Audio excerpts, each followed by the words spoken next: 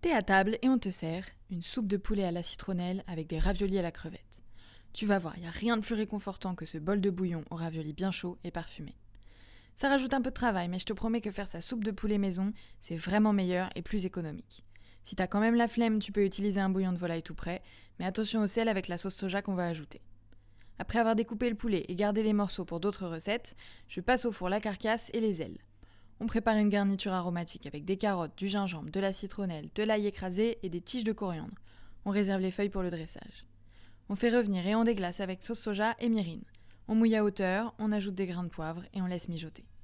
Après au moins 1 heure de cuisson, on filtre notre bouillon et on le réserve. On passe aux raviolis. Après les avoir décortiqués, on mixe la première moitié des crevettes jusqu'à obtenir une sorte de pâte. On coupe en morceaux l'autre moitié.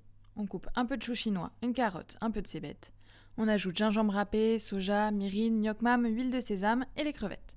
On mélange bien cette farce avant de la déposer au milieu de nos pâtes à raviolis. On scelle avec un peu d'eau puis on plie nos raviolis en deux avant de rabattre les pointes et de les coller entre elles.